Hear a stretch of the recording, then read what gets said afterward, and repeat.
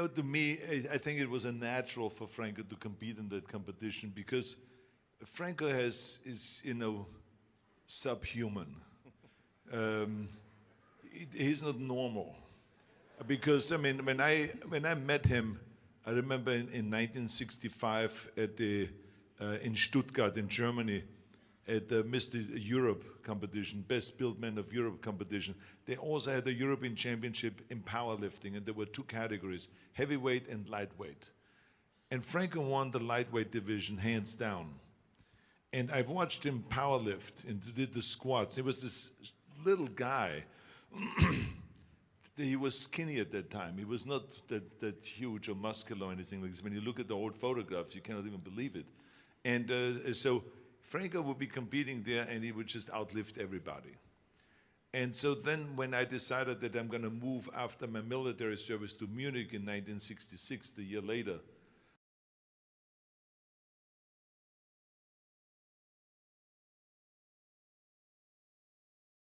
I said to Franco right then and there at the competition, when we met in 1965, I said, we should train together. Because I always admired strength, and I always wanted to be one of those bodybuilders that also can win a powerlifting competition. And so when I went to Munich, we trained together. And I started winning powerlifting competitions in Germany and in Austria.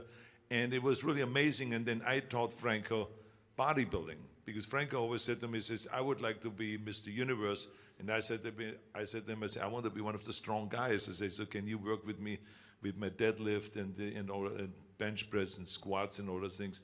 And so we trained together. We were training partners. That's how we became training partners. And that's why when I then moved to America, the one that I missed the most was Franco.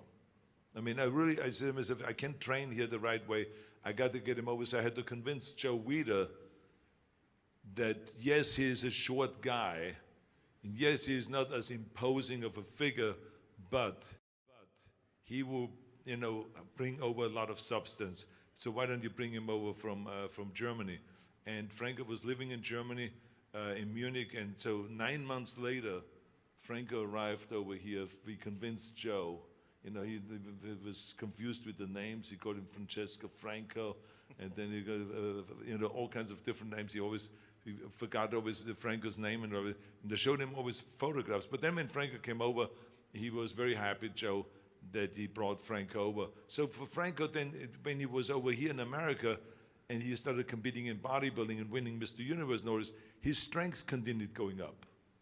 And I mean, I remember watching him with 175 pounds, doing 3 reps with 730 pounds in a deadlift. I mean, think about that. I mean, I couldn't even lift it 1 rep. And so here was this guy lifting it 3 reps. And so the same was in the bench press, and he was doing 3 reps with 500 and 3 reps, with 600 in the squats. And it was just unbelievable weights that he was lifting, and lateral raises with 85s and 90 pounds. And I heard the only other person that ever did that was Marvin Eder, that was like a smaller guy, but he was just enormously strong from New York. And so Franco was just casually doing his lateral, perfect movement with the kicking in the back up like that for his rear deltoid with 85 and 90 pounds. And I remember this guy, Steve Maginian, who was one of the strong guys in Gold's Gym. He always goes up to 315 pounds behind the neck press on the bench, very strict. So Franco would sit down and then work in with him. And Franco was doing 8 reps with 315 pounds behind the neck press. I mean, it's like unbelievable weight. So when they came up with this idea to have the world's strongest man competition, and like, for instance, one of the lifts was a refrigerator, to carry a refrigerator. And, there was all kinds of, and then there was bicycle riding and all kinds of other things that, I said, Franco is gonna have no problem there whatsoever. And sadly, Franco then injured his knee that year, because otherwise I think he would have been in the top 3, or maybe he would have won. I have no idea. But I mean, there was a hole in the ground, and Franco stepped into that hole with a 600-pound refrigerator on his back, and then twisted his ankle and injured his knee and ripped his knee apart. But so it was I just always thought that there was no one around at this weight category that could beat Franco. Arnold, give it up for Franco, one of the world's strongest men. And did it, and more impressive, he did it at half the size of the other guys. I thought there was no categories in the world's strongest men. It was just the world's strongest men. Absolutely. But the reason why I said, he's kind of like subhuman because when we were down on Venice Beach, I used to do, chin-ups there on this chin-up bar. And then Franco says, we should do some abs also. And I said, there is no abdominal bench here. Because it was kind of just a few pieces of equipment in those days in 1968, 69. And so Franco says, no, this is how you do it. And he would just hook in with his toes on a chin-up bar, but with no shoes on.